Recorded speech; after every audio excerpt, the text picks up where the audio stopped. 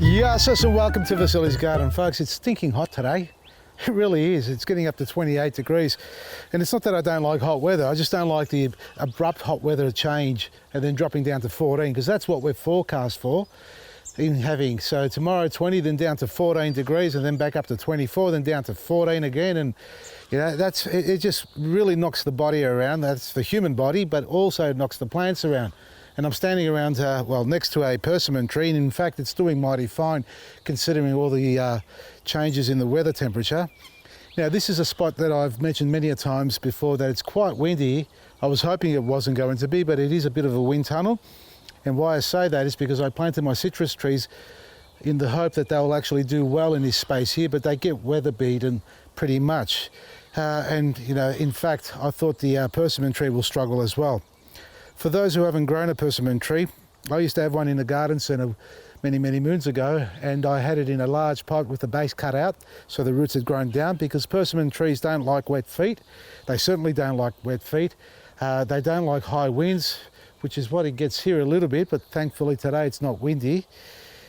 And they don't like to be under-fertilised or even over-fertilised. So in other words, they just want to be left alone. Very little pruning required, and this is what we've got growing here as a central leader. And what I mean by that is we've got the central trunk growing up, so you can grow it straight up if you like, but I've actually opted to take the top off already. And you can see that I've cut it off here, so it's actually forked out in 3 little branches. In fact, a few more than 3.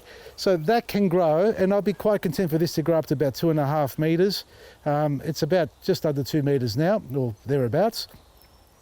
Some of you may think that I'm 2 metres tall, in the heart that is. So this will grow out for me. They're slow growing, they're not the biggest of trees to grow. Very graceful tree, need a little bit of attention at the beginning in tying up. You can see how it's quite sort of loose or flexible. So you can imagine the high winds just beating this around. And now we tied this up when we first planted it to shape it up, because it had a lean over that way. And the wind itself generally comes from my left, or as you're watching this, your right, and it blows it across that way. So if I've taken this string off, you can see this, it was a little bit of a lean, but we've actually tensioned its sense.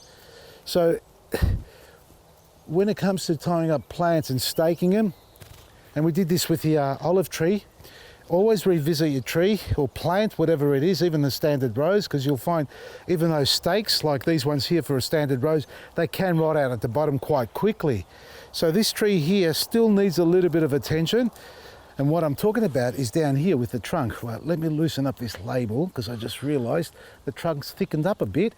That's another point, folks. If you've got labels on still from the garden centre, you bought it, especially these little plastic coated wire labels, they will ring bark your tree. They will cut into the trunk or the branch, and the trunk will grow over it, and it can cause it to ring bark and choke it, stops the sap flow. So always go back and re-loosen them if you want to keep them on the tree.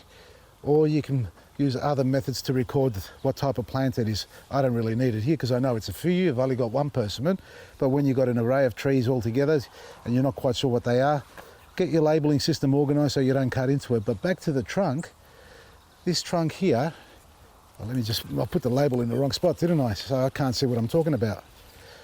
There's a little bit of a bend going on, so it's bending to the left, towards the right, and then back arches out that way again. So that needs to be pulled in like that, but I need to put another stake there and to straighten that up. I do like my trees to be as straight as possible with a little bit of attention, and care given to them. You can achieve that. I probably won't do it today. I just like talking about it. It's too bloody hot already. I'm just sitting here and starting to heat up too much.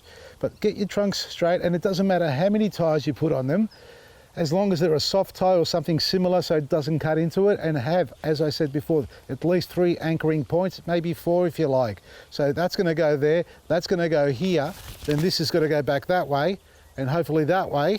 So it does need various tying points to get it nice and straight, because it is still soft, very loose.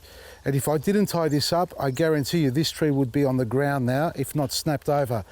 One thing that does happen with trees and all plants that grow tall, When they start to get their foliage on the plant, they become like wind sails. They actually catch the wind in the cups of these leaves here, which causes the tree to sway with the wind.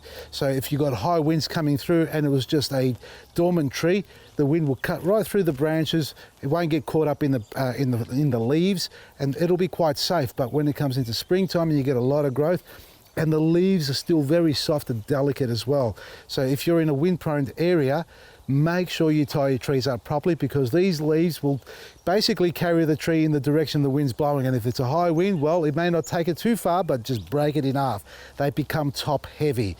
So very, very important to realize that, because it's nice to stake them up when they're young and dormant, but as they grow like this one here's growing, it is quite heavy on top, not by weight, by leaf, and that will become a wind catch or wind sail, and the tree will never stabilize. Unstable roots, unstable plant. They don't take. You need to stabilize them so they can anchor their roots down properly and then be able to grow big, strong and healthy. No fruit on this tree at the moment, and that's okay. They're not the quickest of fruiting varieties, but I can assure you with a little bit of black grit and superfood, I'll have this jumping for joy in the coming years, just as I've got with my citrus trees. Loaded with fruit, folks, and the one side where the wind constantly hits the tree, well, it's bare.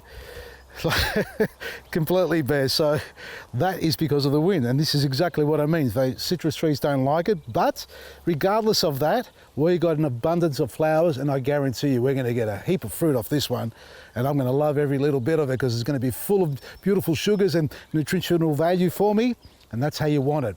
And if you don't want to like that, well, don't grow one, don't eat one, just live on water or maybe some soft drink or lollies, whatever you like eating. But you know, if you want to hear me talk about this, well, I'm going to tell you, start eating from your garden. The more you eat from the garden, the longer you live. We hope. We can only do our best, folks. So look after your trees, tie them up properly. If you're in a wind-prone area, make sure they're well stabilised and always inspected on a regular basis, and feed them nothing but of the best goodness you can give them to the garden. And that best goodness is superfood, black grit and our liquid fertilisers. Check out our website, vasilisgarden.com, and if you're watching this little episode as we've just uploaded it, switch over to 693 AM dial, that's 3AW radio, Weekend Gardening with me and Darren James, talking gardening, answering your garden problems, and obviously promoting wonderful garden centres across the states, as well as our website, vasilisgarden.com. Great specials this weekend only. Take advantage of them. From me, Vasily, nearly forgot my name, Maresi.